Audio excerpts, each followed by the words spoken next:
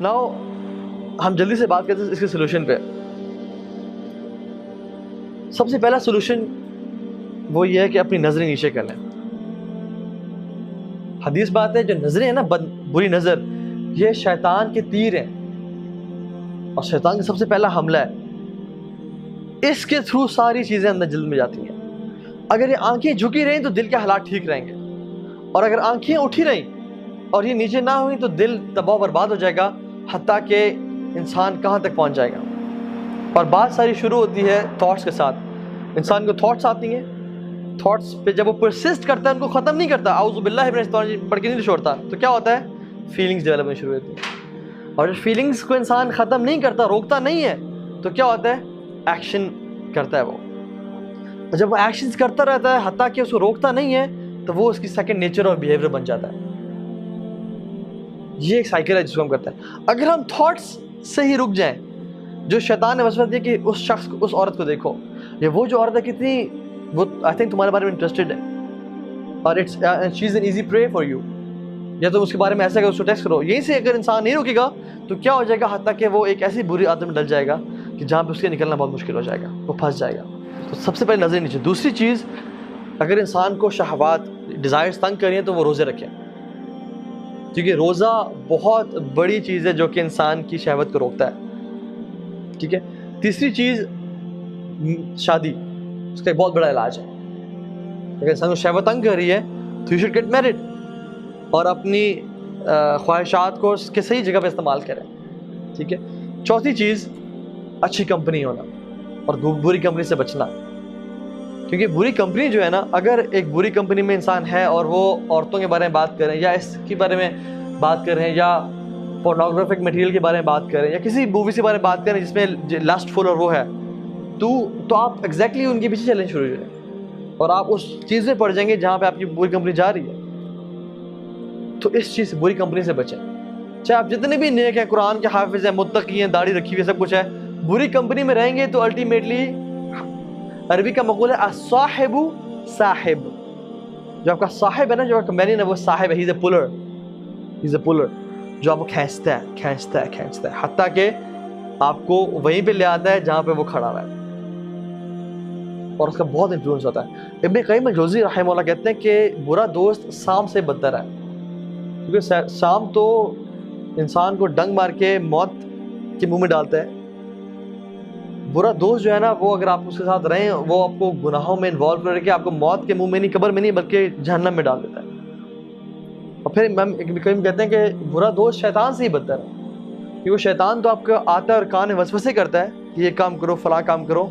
برا دوست تو آتا ہے, آپ کو اٹھاتا ہے, آپ کو لے جاتا ہے گناہ کی جگہ پہ, آپ سے گناہ کرواتا ہے, اور پھر آپ کو 100 بہانے دیتا ہے کہ اپنے ماں باپ کو کیا بتانا ہے. تو آپ کو جو ہے نا اللہ تعالیٰ سے دور کر رہا ہے. شیطان تو آپ کو صرف وسوسے دے رہا ہے, لیکن برا دوست آپ کو اٹھا کے لے جاتا ہے, آپ کو فائنانس بھی کرتا ہے, آپ کو گاڑی پہ اٹھا کے لے گیا, گناہ کروایا, پھر واپس آ کے چھوڑ دیا اس نے, اور پھر مشورے دے کے کیا کرنا ہے. تو یہ چیز ہے, بری کمپنی سے بچیں ہر حالت میں. اسی طرح سے وہ کہتے ہیں کہ an empty mind is devil's workshop.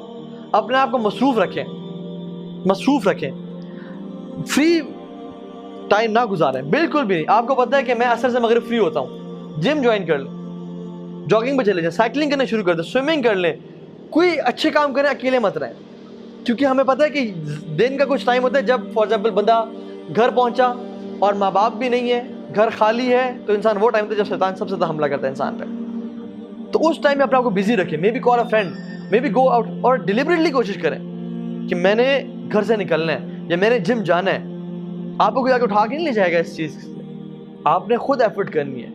Physical exertion کریں, اپنے آپ کو بزی رکھیں. انسان جب فارغ ہوتا ہے نا, پھر وہ ڈیولز ورکشاپ ہے, پھر وہ مزید گناہوں میں چلتا رہتا ہے. الا ما رحم ربی, جو لوگ اللہ کے خالص بندے ہیں, جو نیکیوں میں اپنا ٹائم گزارتے ہیں. مے بی آپ اس ٹائم کو آئیڈینٹیفائی کریں, یہ ٹائم ہے جہاں پہ میں سب سے زیادہ گناہوں میں انوالو ہو سکتا ہوں.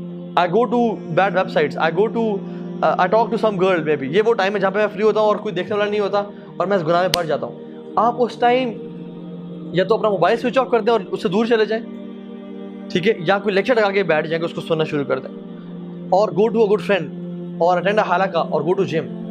تو آئیڈینٹیفائی کریں, کانشیس ایفرٹ کریں انشاءاللہ, اور جان لیں کہ جو موبائل فون ہے نا, دس کین میک یو اور break you. This can make you اور بریک یو. اگر آپ نے اسے کنٹرول نہ کیا یہ آپ کو کنٹرول کرے گا, اور ایسا برا کنٹرول کرے گا کہ آپ کی زندگی تباہ ہو جائے گی, اور آپ کو بعد میں پتہ چلے گا کہ زندگی تباہ کر دی میں نے, اور آپ کا ٹائم ضائع ہو جائے گا, اور حتیٰ کہ جو آپ کچھ کر سکتے تھے اس ایج میں, اس ٹائم میں, وہ آپ کے پاس کچھ بھی نہیں بچے گا. تو اس کو ڈسپلن کریں انشاءاللہ تعالیٰ. دوسری چیز دعا کریں, کثرت سے دعا کریں کہ اللہ مجھے بچا. اللہ کے نبی نے, ایک صحابی نے کہا رسول اللہ مجھے زنا کی اجازت دیں. تو اسے پتہ کیا چلتا ہے کہ اگر آپ پہ کوئی چیز مشکل ٹائم گزر ہے اور آپ کچھ کرنا چاہ رہے ہیں تو کسی اچھے بڑے انسان سے مشورہ, کاؤنسل لے لیں کہ میں کرنا چاہ رہا ہوں, مجھے میری مدد کریں, کیا کیسے بچوں میں. اور صحابہ کا اللہ کے نبی سے کتنا کلوز تعلق ہے کہ اللہ کے نبی بس آ کر کہا رسول اللہ مجھے اجازت دیں. تو اللہ کے نبی ان کے پاس گئے اور اس سے کچھ سوالات یہ کہ کیا تم پسند کرتے ہو کہ کوئی تمہاری بہن کے ساتھ کرے, یا خالہ کے ساتھ کرے, یا پھپھی کے ساتھ کرے, یا ماں کے ساتھ کرے, یا بیٹی کے ساتھ کرے. کہ نہیں ہے رسول اللہ.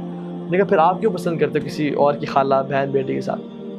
اور پھر دعا کی اس کے لیے, یہ دعا کی بات کر رہا ہوں میں, اللہم اغفر ذنبہ وطہر قلبہ واحسن فرجہ, کہ اللہ سے دل, اسے گناہ معاف کر دے, اس کے دل کو صاف کر دے, اور اس کو پاک دامن بنا دے. تو اپنے لیے دعا کریں, اللہم طہر قلبی واغفر ذنبی واحسن فرجی, یا اللہ مجھے پاک صاف کر دے. اپنی اولاد کے لیے دعا کریں. اور بھی دعائیں اللہ کے نبی کہا کرتے تھے کہ اللہم انی اعوذ بک من منکرات الاخلاق والاعمال والاہواء, یا اللہ مجھے برے اخلاق سے, اعمال سے اور خواہشات سے بچا کے رکھ. عربی میں دعائیں نہیں آتی, اردو میں کریں کہ یا اللہ میں بہت کمزور ہوں, تجھے پتہ ہے میں ہر دفعہ پھسل جاتا ہوں, تجھے معلوم ہے کہ کتنی دفعہ میں نے تو سے توبہ کرنے کے بعد ہی پھسل گیا ہوں, یا اللہ تو ہی مجھے بچا لے, تو مجھے توفیق دے, تو مجھے ہمت دے کہ میں بچ جاؤں.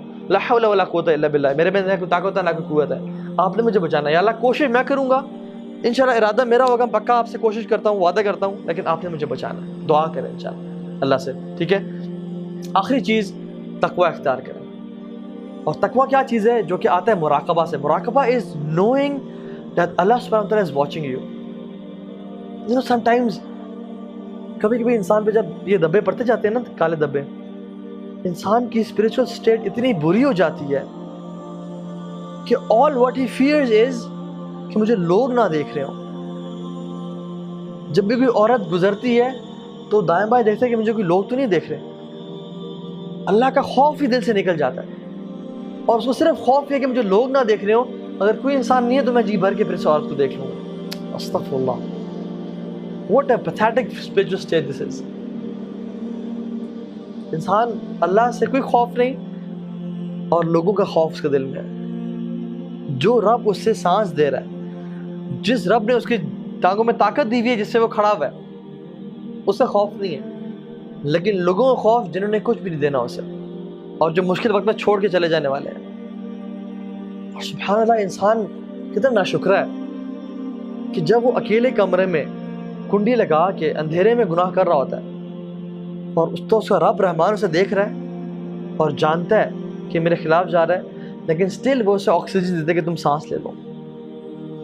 سٹل وہ اسے, اس کی آنکھوں میں جو, جس آنکھوں سے وہ گناہ کر رہا ہے, اس کی آنکھوں کی بصارت جو ہے وہ اس کو چھین نہیں لیتا, بلکہ دیکھتا ہے کہ شاید تم پلٹ آؤ کبھی, شاید کسی دن تجھے ریئلائز ہو جائے اور تو توبہ کر لے. تو اللہ تعالیٰ ہم سب کو نیک بنائے, متقی بنائے, اور ہم سب کو توفیق دے کہ ہم ہر قسم کے سیکریٹ سن سے اور پبلک سن سے بچیں.